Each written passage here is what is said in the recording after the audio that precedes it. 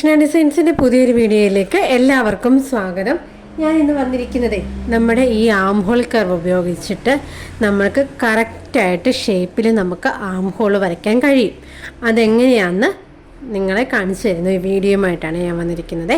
അപ്പം നമുക്ക് ഈ ആം ഹോൾ കർവ് എന്ന് പറയുന്ന സാധനം നമ്മുടെ സ്റ്റിച്ചിങ്ങിൻ്റെ സാധനങ്ങൾ വാങ്ങാൻ കിട്ടുന്ന കടയിൽ ഈ ആം ഹോൾ കർവ് കിട്ടും. ഇതിന് വില 30 രൂപയും കണ്ടാണെന്ന് തോന്നുന്നു കേട്ടോ.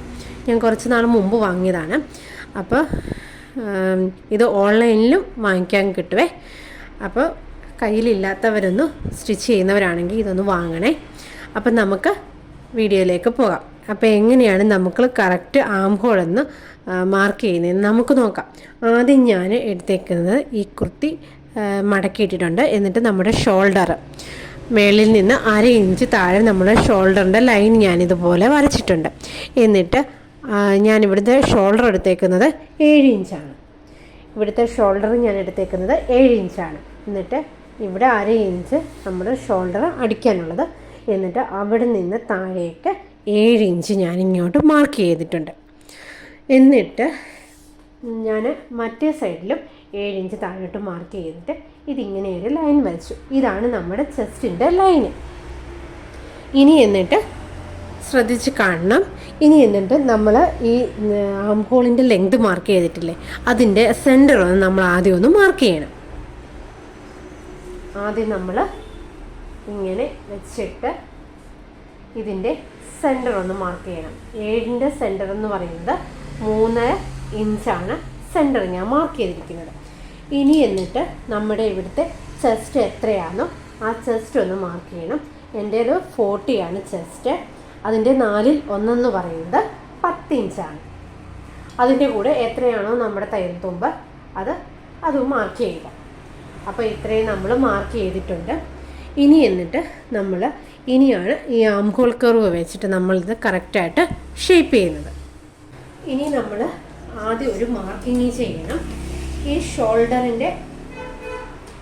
ഷോൾഡറിൻ്റെ ഈ ഭാഗത്തു നിന്ന് ഒരു 1/2 ഇഞ്ച് നമ്മൾ ഇങ്ങോട്ടേക്കൊന്ന് മാർക്ക് ചെയ്യണം.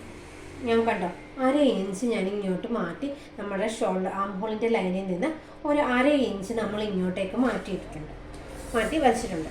ഇനി എന്നിട്ട് നമ്മുടെ ഈ ആം ഹോൾ കർവ് വെക്കേണ്ടത് എങ്ങനെയാണെന്ന് വെച്ചാൽ ഈ 1/2 ഇഞ്ചിലായിരിക്കണം ഇതിൻ്റെ ഈ വാൽഭാഗം വരേണ്ടതും. നമ്മുടെ ഈ ഭാഗത്ത് മുട്ടി നിൽക്കണം. നമ്മളിപ്പോൾ 10 ഇഞ്ച് മാർക്ക് ചെയ്തില്ലേ നമ്മുടെ ചെസ്റ്റിൻ്റെ ലൈൻ, അവിടെയും മുട്ടണം. അതേപോലെ നമ്മുടെ ഈ സെൻറ്ററിലും മുട്ടണം.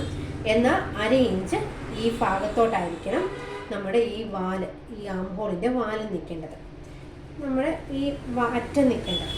എന്നിട്ട് നമ്മൾ കറക്റ്റ് ഇങ്ങനെയൊന്ന് ഷേപ്പ് ചെയ്യുക.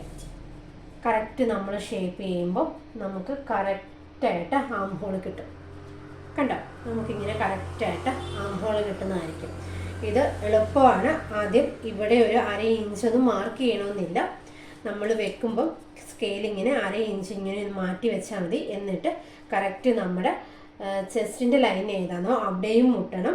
അതേപോലെ നമ്മുടെ ഈ സെൻറ്ററിലും ഒന്ന് കറക്റ്റ് ഒന്ന് മുട്ടിയിരിക്കണം. ഈ ചെസ്റ്റിൻ്റെ ലൈനും സെൻറ്ററിലെ ലൈനും കറക്റ്റ് മുട്ടിയിരുന്നിട്ട് 1/2 ഇഞ്ചിലായിരിക്കണം ഈ വാലിൻ്റെ ഭാഗം ഇരിക്കേണ്ടത്. എന്നിട്ട് നമുക്ക് കറക്റ്റ് ഇങ്ങനെ ഒന്ന് വരച്ചാൽ മതി. നമുക്ക് കറക്റ്റായിട്ട് ആം ഹോൾ വരയ്ക്കാൻ കഴിയും. അപ്പോൾ ഇത് കൈ കൊണ്ടൊക്കെ ആം ഹോൾ കറക്റ്റായിട്ട് വരയ്ക്കുമ്പോൾ ചിലർക്കൊന്നും പറ്റിയെന്ന് വരില്ല. അപ്പോൾ ഇങ്ങനെയൊന്ന് ശ്രമിച്ച് നമുക്ക് എളുപ്പത്തിൽ നമുക്ക് ആം ഹോൾ വരയ്ക്കാൻ കഴിയുമേ. അപ്പോൾ ഈ വീഡിയോ ഇത്രയേ ഉള്ളേ. അപ്പോൾ ഈ വീഡിയോ ഇഷ്ടപ്പെട്ടെങ്കിൽ ലൈക്ക് ചെയ്യുക, ഷെയർ ചെയ്യുക, സബ്സ്ക്രൈബ് ചെയ്യുക.